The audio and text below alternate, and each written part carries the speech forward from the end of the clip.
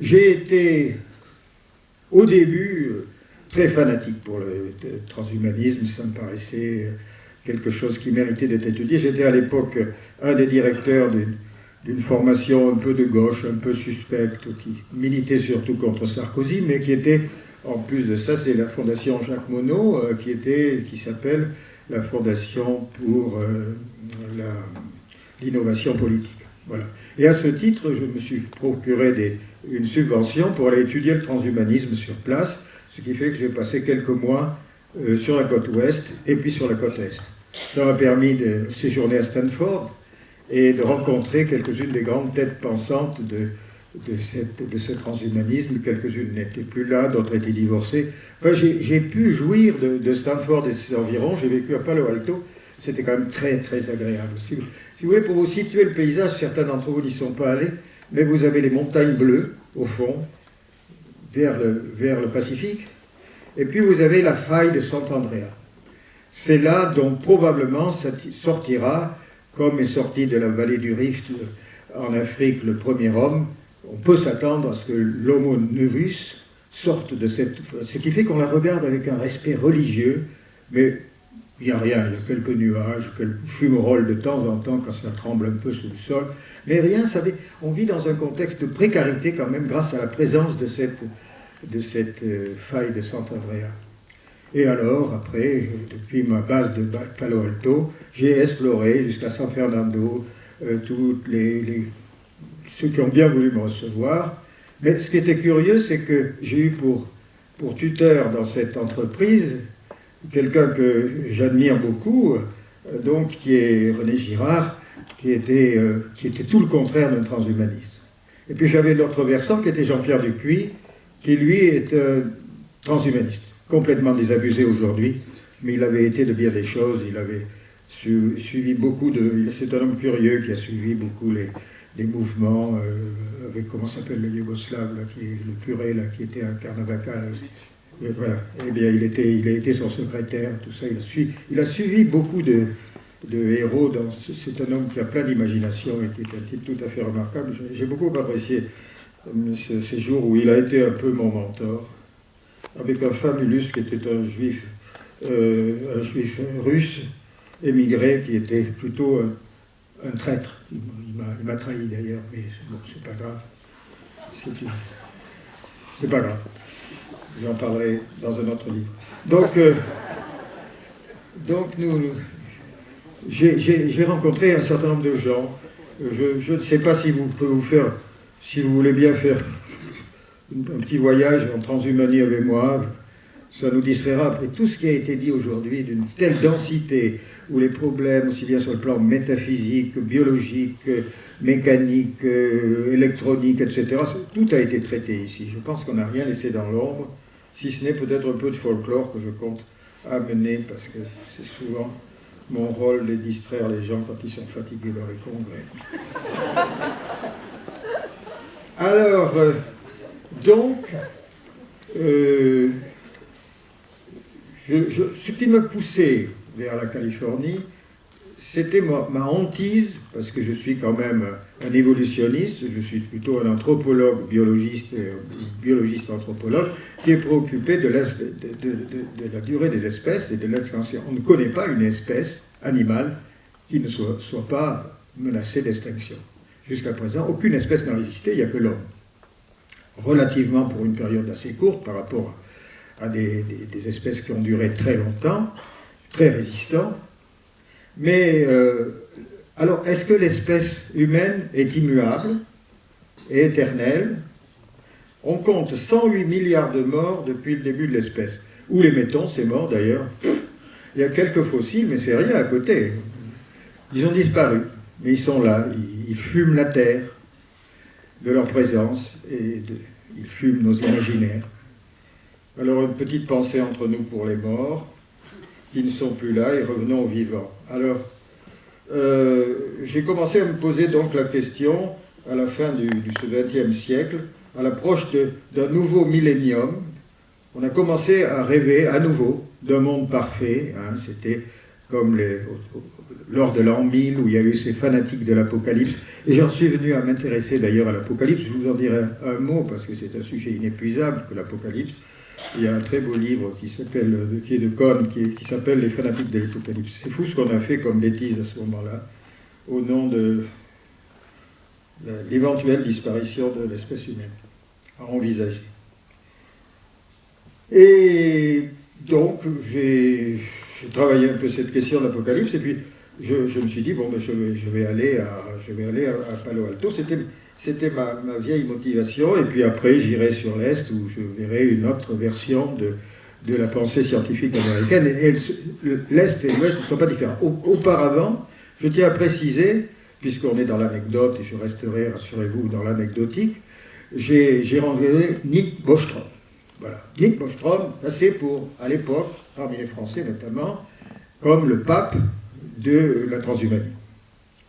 Or, l'histoire de Nick Bostrom, qui s'est présenté comme un professeur à Oxford, révèle une certaine mystification, voire une escroquerie, si on en connaît la réalité. Il écrivait sur ses papiers de visite « professeur à Oxford », ce qui est précieux. En réalité, il a accepté de patronner la cryogénisation, je ne pourrais pas le dire, la congélation, si vous préférez, à 273 degrés, moins de 273 degrés, d'une riche héritière américaine qui a donné des sous en quantité considérable. Alors, comme c'est un habile manager de ses moyens, il est allé trouver le board de Oxford et leur a dit, voilà, j'ai tant de millions de livres ou de dollars à votre disposition, est-ce que vous voulez bien nous faire un institut de philosophie? Très bien, leur dit les gens d'Oxford, on va faire un institut de philosophie. Et c'est ainsi qu'il n'y avait pas d'institut de philosophie à Oxford, qui est un très bel institut de philosophie, mais malheureusement, Nick Bostrom avait un curriculum vitae qui ne permettait pas d'en faire un professeur à Oxford, ce qu'il a été l'hôte, où il avait un bureau, etc. Et il en profitait pour alléguer son existence d'Oxbridgien, ce qui était donc une première escroquerie. Ensuite, c'est qu'il a continué à spéculer sur des fantasmes et qu'il n'a jamais eu de contribution franche pour la transhumanité. Donc c'est une position qui est qui donne un certain aspect du transhumanisme, qui est un aspect un peu douteux, un peu charlatanesque, qui me paraît devoir être signalé. Parce que la neurocharlatanerie, c'est quelque chose qui existe. Vous savez qu'il y a des neurothéologies, il y a des neuroéconomistes, il y a des neurotoux, pratiquement. Mais il y a aussi des neurocharlatans qui gagnent bien leur vie. Donc, je n'irai pas plus loin. Ça, je m'embarque, disons, pour la Californie, après ces préliminaires qui étaient relativement décourageants, et je m'installe là-bas sur le terrain, guidé par donc, Gérard qui me disait c'est vraiment, c'est anti-philosophique, ça ne marche pas, le transhumanisme est une forfaiture. Voilà, donc, et puis Jean-Pierre Dupuy qui y croyait beaucoup, et on a eu des colloques organisés pour savoir ce qu'était le transhumanisme. Il y avait des chimistes qui disaient oui, la chimie garde tous ses droits, et par contre, l'utilisation des méthodes transhumanistes pour créer de nouvelles matières, pour créer par exemple les nanotechnologies, en fait on sait bien comment les fularènes ont été créés, c'est Smiley et ses copains qui ont eu le prix Nobel, qui ont bombardé avec du laser des assemblées de carbone, mais qui n'avaient rien de nano. Et c'est ainsi que la chimie est restée toujours, et je crois que s'il y a des gens qui sont des fabricants de nanomatériaux, il ne me contrarie pas, la technologie reste chimique avant d'être atomique. Mais je n'irai pas plus loin parce que je ne suis pas capable d'argumenter ce domaine-là.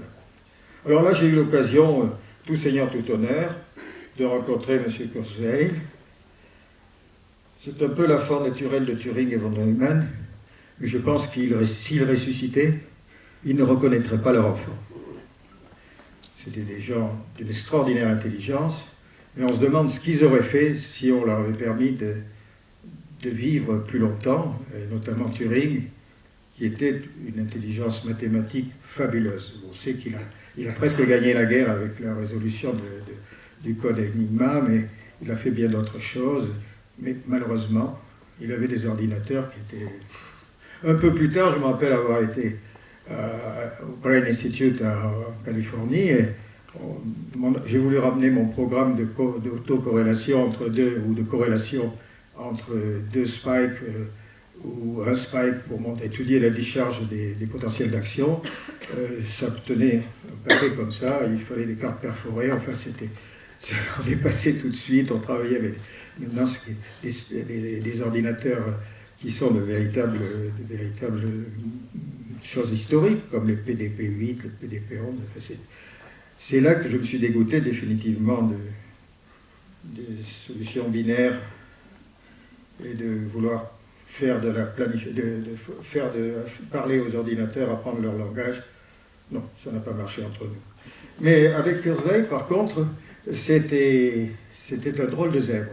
D'abord, je tiens à vous dire une chose, son coup d'utiliser des smart drugs en attendant qu'on trouve un moyen de le réanimer sous forme d'un jeune homme, ça ne marche pas encore.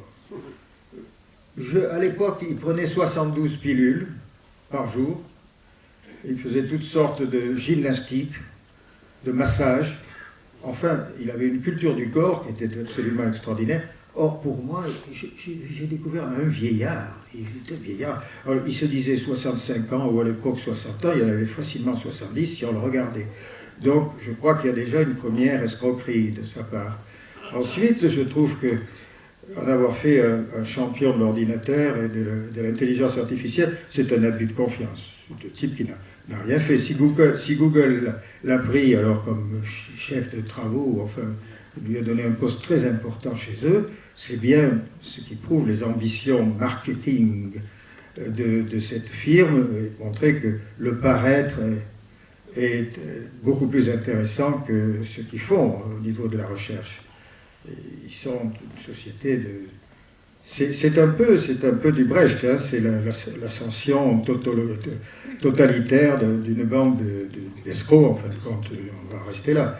Il y en a d'autres qui se sont convertis dans l'angélisme et dans la bienfaisance, mais bon, ça ne vaut pas plus cher non plus. Bon, bref, je ne ferai pas confiance aux grands patrons de... J'en ai rencontré un ou deux, je suis allé chez Google, à l'époque c'était pas mal, et puis j'ai rencontré... C'est quelqu'un qui m'avait été recommandé par une dame qui est très bien, qui était là. Elle avait divorcé d'Eckner, là, comment il s'appelle, le type qui avait fait les premiers nano-objets. Hein, il avait écrit un livre qui s'appelait Engine. Hein, c'est ça, oui. Donc, sa femme, qui s'appelait donc... Christiane Peterson, qui était patronne du Foresight Institute dans la vallée de la Poudre, dans la vallée de Palo Alto, m'avait envoyé chez Eliezer Yudkowsky, qui était un magnifique intégriste juif, mais magnifique, grand, beau et tout. J'étais très content de le connaître. Et il était donc en quête de singularité, lui aussi. Et il cherchait à avoir accès aux algorithmes qui sous-tendent l'AGI, c'est-à-dire l'Artificial General Intelligence, c'est-à-dire les algorithmes qui vont permettre de l'intelligence du cerveau. Et il utilisait le théorème de Bayes, qui est de Bayes, qui est... je suis allé par curiosité une fois visiter le petit jardin où il est enterré, sans fleurs ni couronne, je dirais. Et il a quand même révolutionné beaucoup l'usage des ordinateurs et sur les calculs de probabilité.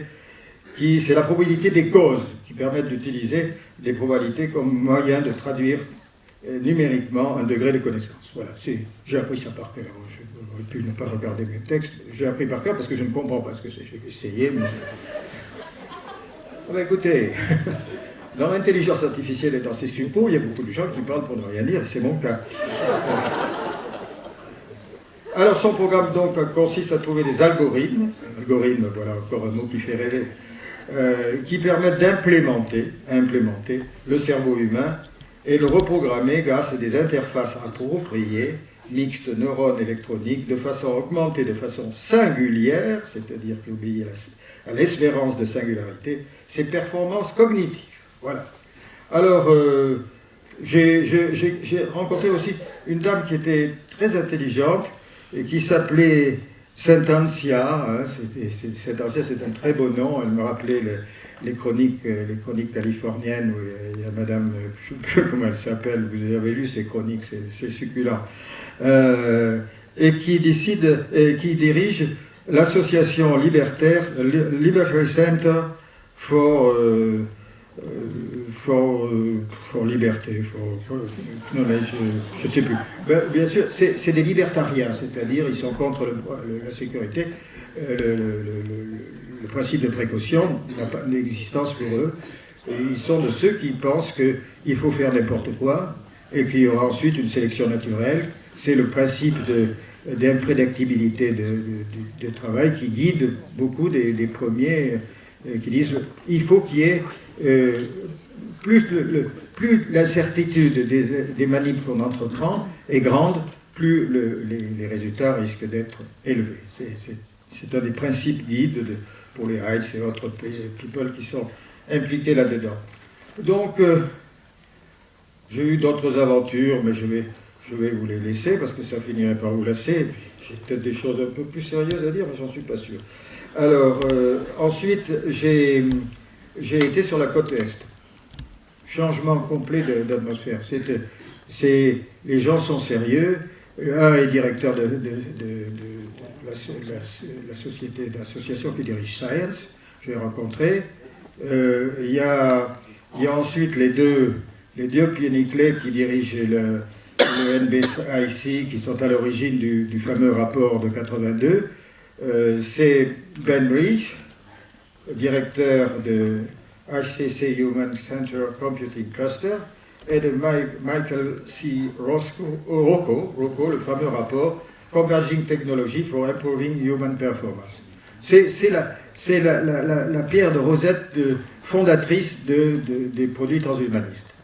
Alors, Rocco est un bon chimiste qui a bien travaillé, mais qui a fait cet énorme rapport et qui a fait un très gros travail, qu'il a complètement dégoûté parce qu'après il est un peu tombé dans les oubliettes de l'histoire des sciences, mais il a été très présent à l'origine. Alors, ce qui est extraordinaire, c'est que c'est M. Bush, qui n'est pas un monstre d'innovation en politique, hein, qui n'est pas un génie des alpages, mais il est vrai que c'est lui, et il a été repris ensuite par son successeur qui ne lui ressemble guère, qui est donc le président actuel, pour initier ce gros programme, et évidemment, comme des mouches sur du vinaigre, plutôt pas sur du vinaigre, je voudrais prendre une comparaison plus scatologique, mais toutes les industries, tous les gens sont allés à la soupe, quoi, je veux dire. Et ça a financé les financements pour la science en Amérique, qui à cette époque était en pleine période de crise. Alors, j'ai bien aimé M. Benbridge, qui lui introduit une dimension sociétale et sociologique. Donc, il travaille sur les émotions et il y a une intelligence artificielle, donner une personnalité au robot l'intéresse, possibilité de développer les traits majeurs de la personnalité, les Big Five, l'introversion, extraversion, anxiété, tranquillité, froideur, sensibilité, indépendance, passivité, contrôle, impulsivité. Tout ça, un robot peut le faire. Et c'est intéressant parce que il est sympathique, ce monsieur Bendick. Il a un avatar, et quand il vous reçoit, c'est son avatar qui vous reçoit. Donc ça crée tout de suite de la cordialité dans le rapport. Et pour un peu faire passer leur froideur de l'entretien, il vous sert un excellent whisky. Car c'est un Écossais pur jus. Il ressemble à un hobbit, c'est-à-dire à une tasse de bière, une coupe de bière. Et il est vraiment charmant, mais il s'est préoccupé, comme le feront d'autres par la suite, de donner non pas une âme, mais une émotionnalité à ces robots ou à ces dispositifs d'intelligence d'intelligence artificielle, qui peut se borner d'ailleurs à quelques ordinateurs couplés, etc., qui n'ont pas forcément un aspect d'anthropoïde. Ils ne sont pas tous obligés à ressembler, comme on le voit dans les revues japonaises, ça, ces petits robots qui sont plus beaux. Il y en a un dans une émission qui est hardissant, là, comme ça, où j'ai été invité un soir, il faut dialoguer avec un robot. Bon, c'est pas très impressionnant, on a l'impression qu'il y a quand même quelqu'un en coulisses qui parle pour eux. Donc ça n'est pas très intéressant. Mais il y a Serge Tisseron a écrit un livre, là c'est un psychanalyste du coin, Quand mon robot m'aimera, c'est-à-dire entretenir des relations affectives. Il est formellement interdit, alors, de faire du mal au robot. Ça c'est une des règles pas forcément recensées, mais il faut les aimer, et être aimé par eux, l'accepter. Donc, il faut se conduire avec les robots si on veut que ça marche de façon aimable. Mais ça, vous savez, ce n'est pas que pour les robots. Hein. Moi, ma voiture, je lui parle comme si c'était une femme. Et elle se rebelle bien souvent, d'ailleurs. Mais elle ne parle pas. Alors, je suis allé après un peu voir d'autres... Vous avez parlé de Hughes tout à l'heure. C'est un très très gentil garçon qui fait un transhumanisme. C'est lui qui a pris le relais en Amérique de Nick Bostrom. Et il est en même temps plus sérieux. Mais il s'intéresse beaucoup à la sexualité par contre. Et il n'est pas ennemi de quelques électrodes bien placées qui pourraient vous faire des orgasmes. Et donc il croit beaucoup au plaisir.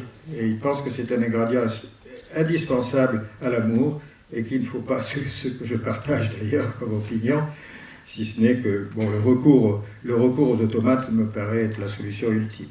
Donc, ne jamais faire pleurer un robot. Ça, c'est lui aussi qui est pour cette condition, et donc c'est un humaniste. Et alors, il est flanqué de son responsable, le sous-directeur de l'agence, qui s'appelle Sacramento. Monsieur Sacramento mesure 90 cm. Et il est le grand directeur pour la recherche sur l'homme augmenté, vous le comprenez. C'est réjouissant. Il a une magnifique voiture qui en soi est un modèle d'ordinateur en action. C'est-à-dire que quand il s'approche, il appuie sur un bouton, la porte s'ouvre, il y a un ascenseur qui descend, un escalier qui descend, il monte, et ensuite on va voir différents bras articulés qui vont sortir, etc. Et donc, il est là, il est assis sur son siège, et il peut même donner des ordres, nous allons à l'université, etc. Et la voiture robot fait tout pour M. Sacramento. C'est un homme adorable, c'est un peu tard pour lui pouvoir dire, l'hormone de croissance, je crois, d'autant que ce n'est pas une forme qui est curable, mais c'est plutôt un achondroplasie. Donc, mais j'ai été très, très heureux de rencontrer cet homme. Il m'avait promis de venir me voir à Bordeaux, puis bon, il ne l'a pas fait, mais j'aurais été content de lui faire des dégustations, mais ce sera pour une autre fois. Je ne sais pas ce qu'il est devenu. Donc, comme on dit qu'il n'avait pas grandi, mais qu'il avait des positions de plus en plus élevées dans la hiérarchie transhumaniste. Parce que c'est quand même très organisé la transhumanité. Voilà, donc en réalité, comme il me reste un peu de temps, ça va être long pour moi parce que c'était juste une introduction, parce que je voulais vous parler de l'Apocalypse. Je suis intéressé à l'Apocalypse. Mon livre, le dernier, c'est l'IMS sur le transhumanisme, voyage en transhumanisme. J'essaye d'aborder l'Apocalypse. Le mot apocalypse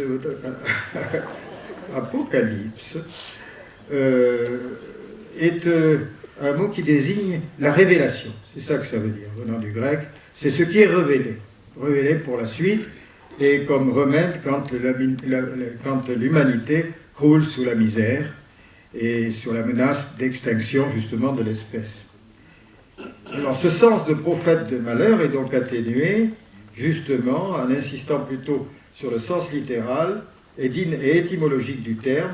Révélation, en fait de révélation, appelle la métamorphose de l'homme futur. Si vous voulez, l'Apocalypse, c'est ce qui annonce le mieux la présence d'une nouvelle humanité, si tant est qu'il y en ait une. Donc alors, l'Apocalypse j'ai essayé de la suivre de façon biblique, c'est-à-dire de suivre un peu ce qui se passe dans l'évangile de Jean, ou plutôt dans son supplément apocalyptique. Et j'ai donc essayé de trouver les 4 cavaliers. Voilà, 4 cavaliers de l'Apocalypse. Il y a donc le premier, c'est l'énergie. J'ai essayé de les dessiner, mais enfin, il a tout ce qu'il faut pour qu'on reconnaisse l'énergie. Le deuxième, c'est la finance et l'économie qui vont ensemble, aujourd'hui, malheureusement d'ailleurs. Et puis, la troisième, c'est le climat. Et la quatrième, c'est ce sur quoi j'insisterai, car c'est vraiment une nouveauté dans le profil apocalyptique, c'est les révoltes, donc tout ce qui va se passer dans le monde sous forme d'insurrection. Et j'ai un monsieur qui s'appelle Ballot, qui est un professeur de Paris 8, qui tient un recensement de toutes les insurrections, de toutes les révoltes qu'il y a dans le monde au fil des jours. Donc c'est une dimension qui a beaucoup échappé aux apocalyptologues, mais qui pour moi est intéressante et qui est vérifiée par ce qui se passe actuellement. C'est-à-dire que de plus en plus, sur la surface de la Terre, il y a des émeutes partout. Et les émeutes qui vont se répandre sur le globe exactement à la façon d'un incendie de tourbière, des feux de tourbière, vous savez, qui sont à basse flamme. De temps en temps, il faut sortir une petite flamme, et puis tout d'un coup, ça prend. On ne sait pas pourquoi, et toute la forêt brûle. Et c'est pareil au niveau des sociétés. Alors, il y a plusieurs phénomènes qui sont en jeu. Il y a un phénomène qui est, d'une part, le sol, qui est là propice par sa fragilité et par le sentiment d'injustice qui y règne, reconnaître l'injustice étant une propriété capitale de l'humain, on n'en parle pas assez, il est sensible à la justice, et ceci va, à un moment donné, faire que le feu de tourbière ou la flamme va s'allumer et va être considérablement destructrice. C'est probablement ce qui se passe dans le fameux croissant fertile, enfin dans cette zone qui était promise à être la région en devenir de l'humanité et qui est en ce moment se présente plutôt comme la fosse mortelle de l'humanité. Donc il y a ensuite un phénomène qui a été très bien étudié par Scherrer et par Gabriel de Tarde, qui a montré que par contagion se passaient les émotions. Il y avait une circulation des émotions, et notamment de la colère, qui frappe les individus par mimétisme et par imitation. Le grand ressort de ces grands mouvements de foule, c'est l'imitation. Ce qui fait que ces individus n'ont pas, si vous voulez, une intégration cognitive de ce qu'ils font et ce qu'ils... Bon, c'est un peu la moque, c'est-à-dire qu'il va tuer un beau jour, quelqu'un qui va tuer un malais, qui va tuer son voisin, il ne saura jamais pourquoi. Et là, il croit que c'est eux qui sont en proie à une revendication, à un ressentiment. Ce ressentiment, ils n'en connaissent pas les causes. Ils sont le produit, comme quand il y a une épidémie de virus, qui va bientôt se propager à toute la population. Et ceci, on l'observe aujourd'hui, et c'est donc, ça plaide peut-être pour les futurologues en faveur d'une très prochaine apothéose apocalyptique. Donc, en route pour l'apocalypse, je ne détaille pas la misère dans laquelle le climat est plongé en ce moment, et comment ce cheval qui transporte le climat est actif. À côté de lui, il y a la finance. Inutile de vous faire un tableau. La finance et l'économie qui, malheureusement, sont interchangeables. L'économie est esclave de la finance. Et puis, il y a le premier, donc, qui est l'énergie, où on a largement dépassé ce qu'on appelle le pic de Herbert, c'est-à-dire qu'actuellement, il ne devrait plus y avoir en 50 une goutte de pétrole sur la Terre. Bon, on a réussi à en trouver des sources atypiques, etc., mais ça ne fera que prolonger un peu plus loin la chute. Et il faudrait peut-être prendre des précautions et faire d'autres choix, mais enfin, c'est pas mon problème. Mais attention à l'hybris, à la destruction qui menace la démesure. Là, on est une succession de pans faramineux. N'est-elle pas comme le roulement de tambour qui glorifie les généraux et conduisent les troupes à la défaite? Ram, plan, plan. Voilà.